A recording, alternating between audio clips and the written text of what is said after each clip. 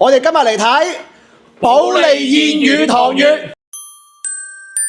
見唔見到我身後嘅呢個大門啊？係咪非常之氣派啊？喺海珠西竟然有一個60米嘅門王，唔好話再過10年啦，甚至乎佢再過20年啦，佢都係咁氣派。喺海珠區你好難揾到第二個噶啦。對上一次睇咁大嘅門嘅話咧，仲要去到保利天翼，即係喺琶洲嗰邊嘅88米嘅闊度。但係我哋今日呢個60米嘅闊度，11米嘅挑高，入門口嘅兩邊嘅話咧，仲係有2棵價值8萬嘅一個羅漢松迎接大家翻屋企嘅。咁而且咧兩邊咧仲要有2幅千里江山圖，我俾你感受下最近景觀，由下至上，感受下呢一種層巒疊嶂、山山雲雲嘅感覺，係咪非常之氣派呢？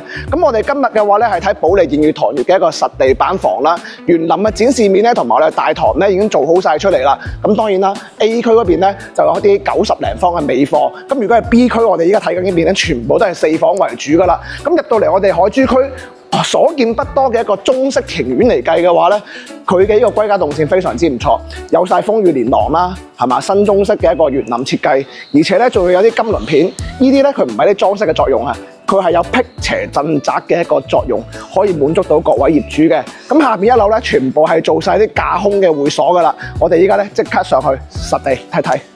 3梯5戶嘅設計嘅話咧，亦都係中規中矩噶啦。咁但係樓道有窗咧，我覺得係一個強而有力嘅一個收貨標準嚟嘅。咁呢邊咧就有3戶人啦，分別係有2戶嘅101方同埋1戶嘅120方嚟組成嘅。我哋先睇隻110方嘅產品先。咁佢交樓嘅話咧係可以做到4房俾你嘅。嗱，入門口嘅呢間房嘅話咧，其實你可以做翻一個長者房，或者做翻個書房，或者做翻個客房咧，問題都係不大嘅。咁過翻嚟睇翻啦 ，LDK 一體化嘅一個設計。目前打咗一間房嘅情況下咧，開間係可以去到6.5米嘅，陽台嘅長度嘅話咧，亦都係6.5米。咁後期交付嘅話咧，陽台係可以連通翻我哋嘅一個長者房嘅。咁其實我覺得咧，作為第一批交樓嘅一個超新規產品嚟講咧，佢嘅呢個對應力咧相當之唔錯噶啦。LDK 一體化嘅一個設計。